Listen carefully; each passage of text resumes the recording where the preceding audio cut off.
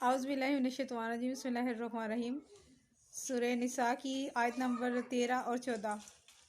आज इंशाल्लाह मैं आपको बताती हूँ कि एक गुनाह होता है जो ना मुआफ़ होने वाला है, वो शिर्क है।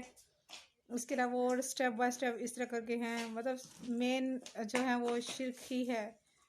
शिर्क और ज़िना वगैरह सब कुछ।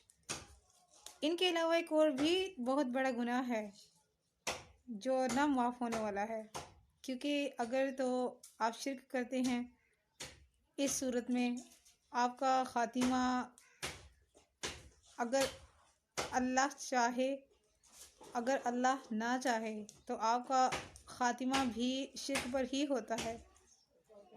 इंशाल्लाह आज ये मैं आपको साबित करके देती हूँ। सारी ज़िंदगी आप इबादत करते रहें, सारी ज़िंदगी नेकियां करते रहें, मरते वक्त अगर आपको अल्लाह ना करे, अल्लाह ना करे, अल्लाह ना करे कलमा नसीब नहीं होता, तो मेरे ख़्याल से ये कोई छोटी चीज़ नहीं है, बहुत बड़ी बात है ये।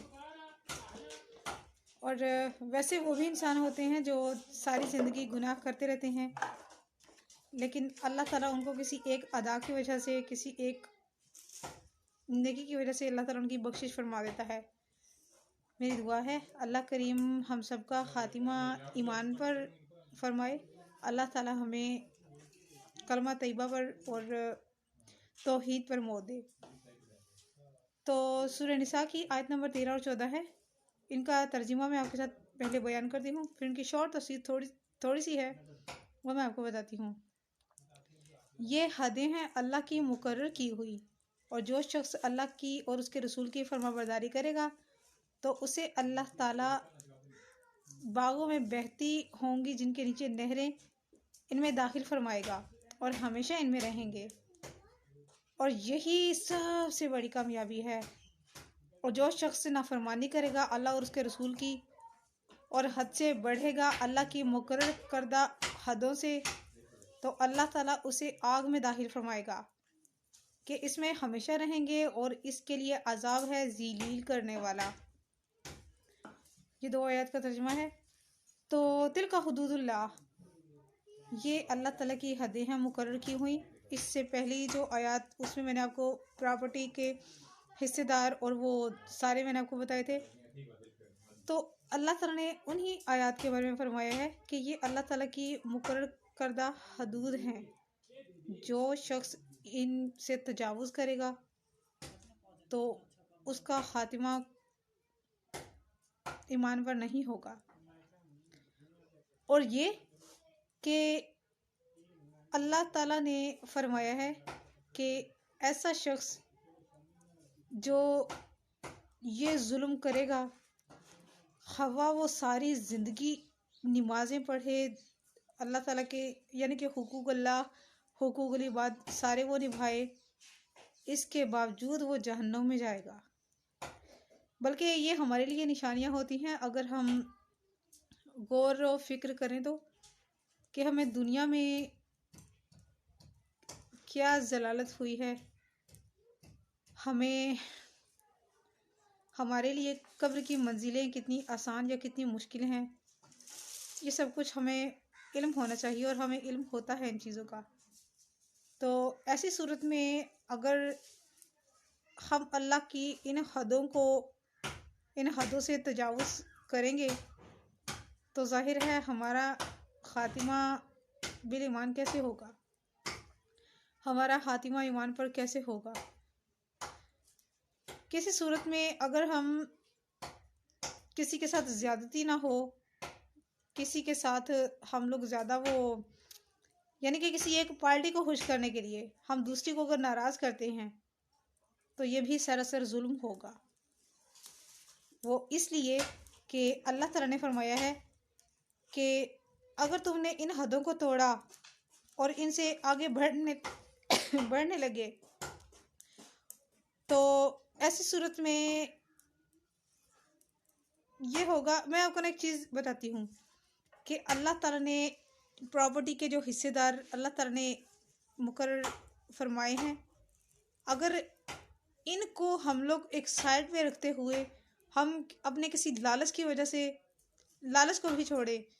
वैसे किसी से मोहब्बत हो जाती है, यानी कि इनमें हम औलाद को भी कर सकते हैं। मतलब हमारी औलाद है, हमारे 3 या 4, मेरे या आपके 3 या 4 बेटे हैं, हमारी प्रॉपर्टी भी ज़्यादा है। अगर हम उन बेटों में से जिससे हमें ज़्यादा मोहब्बत होगी, या हमें ज़ाहिर है औलाद से तो सबको प्यार होता है ना, लेकिन अगर हम ये चाहें कि एक मेरे फ़लाँ बेटे ने, एक मेरी फ़लाँ बेटी ने मुझे संभाला था, मेरे साथ ये सब कुछ किया था, तो हम उसके साथ उस मोहब्बत, उस लगाव की वजह से हम लोग अगर उसको ज़्यादा दे देते हैं, यानी कि उसका 2% तो वैसे भी मर्दों का बनता है ना, बॉयज़ का बनता ही है ना। अगर हम उनमें से किसी एक को ज़्यादा दे देते हैं, यानी औलाद तो एक माँ बाप की ही है ना। अल्लाह ने उस सारी औलाद के लिए बेटे चाहे 5 हैं, चाहे 10 हैं, चाहे 2, 4, 6, 8 जितने भी हैं, अगर उनमें से किसी एक को हमने ज़्यादा दे दिया या किसी 2 को ज़्यादा दे दिया, बाकियों को थोड़ा सा कम करके दिया, तो ये हद से तजावुज़ करना कहलाएगा। ये ना इंसाफ़ी अल्लाह की तरफ से कहलाएगी। हमें ऐसा नहीं करना, हमें इक्वली चलना है। जो अल्लाह ताला की हुदूद हैं, जो अल्लाह ताला ने हमारे लिए मुकर्रर फरमाई हुई हैं, वही असल है। क्योंकि इससे पहले मैंने आपको वो आयत भी बताई थी कि हमें नहीं पता कि हमारी औलाद में हमारे सबसे ज़्यादा हमारे लिए बेहतर कौन है, हमारे करीब कौन है। उस करीबी में ये एहसाल सवाब वगैरह और ये सारी चीज़ें आ जाती हैं कि हम अपने वालिदैन के साथ या अपने बच्चों के साथ हम लोग कैसे थे, या हमारे भाई हो सकते हैं। औलाद और भाइयों का जिक्र आया है वैसे आयात में उस लिहाज से ये दोनों चीज़ें आ जाती हैं। और ये जो प्रॉपर्टी से रिलेटेड मसला है, इसमें जमहूरी उलमा ने बहुत सारी सूरतें निकाली हुई हैं, लेकिन हकीकत यही है कि जो संभालता है अल्लाह की तरफ से, तो कुर्ब वाला वही है ना। अल्लाह की तरफ से हम उसको ये कह सकते कि वो वालिदैन का सगा वही है जिसने वालिदैन को संभाला है। लेकिन फिर भी ये दुनियावी चीज़ें हैं और दुनिया में तो हमें सदा रहना नहीं है। इस सूरत में ख़ासकर प्रॉपर्टी से रिलेटेड नहायत नाजुक और नहायत एहतियात से हमें काम लेना होगा। ये बहुत नाजुक मरहला है। इसलिए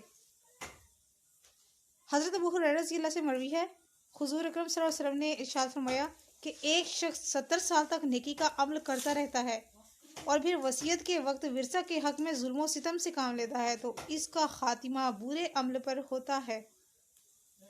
क्लियर हो गया जो मैंने आपको बताया था इससे पहले, वो सारी बात यहाँ पर क्लियर हो गई। क्योंकि अगर हम ऐसा करते हैं तो क्योंकि एक और चीज़ है, अल्लाह ताला जानता है कि हमारा खात्मा कैसे होना है। हम तो सिर्फ दुआ कर सकते हैं और हम लोग ये कर सकते हैं, हम स्ट्रगल कर सकते हैं कि हम ऐसे अमाल अपनी जवानी में और अपने बुढ़ापे में और दरमियान वाली उम्र में हम लोग नेकी के काम करते रहें। अगर हम लोग ये सब कुछ करते रहते हैं, ये सारी चीज़ें हम लोग करते रहते हैं, इसका इफ़ेक्ट क्या होगा हम पर? उसका ये होगा कि हमने कोशिश तो कर ली, अब होना क्या है हमारे साथ, वल्लाह आलम। यानी ये सिर्फ अल्लाह ताला जानता है कि हमारे साथ होना क्या है, हमारे साथ क्या मामला पेश आना है। अल्लाह ताला से दुआ है कि अल्लाह ताला मेरा, आपका, हम सब का खातिमा ईमान पर करे और खैर पर करे। अल्लाह ताला से हम ये दुआ करते हैं और अल्लाह ताला हमें इस काबिल समझे भी, और अगर हम इस काबिल नहीं हैं तो अल्लाह ताला हमें इस काबिल बना दे। क्योंकि हम अल्लाह की तरफ से कोशिश कर रहे हैं, हम लोग जी जान से हम लोग स्ट्रगल कर रहे हैं कि हम कुरान करीम पर चले, दूसरों को भी बताएं।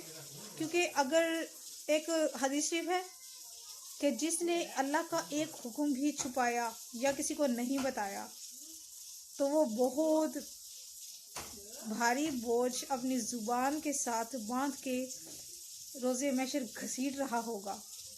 कितना तकलीफ़ कौन ये चीज़ है। अगर एक बहुत भारी चीज़ हमें हाथ से खींचनी पड़ती है तो तकलीफ़ तो हमें होती है ना। तो आप हिसाब लगा लीजिए कि वो हमें ज़ुबान से घसीटनी पड़ेगी कि कितना बड़ा बोझ लेकर एक अल्लाह का एक हुक्म अगर हमने आगे नहीं पहुंचाया, ये उसका नतीजा है। हमें एक अल्लाह ताला की चीज़ पता चल चुकी है, हमने किसी को नहीं बताई, तो उसका ये होगा। तो ये चीज़ है अल्हम्दुलिल्लाह। कुरान पाक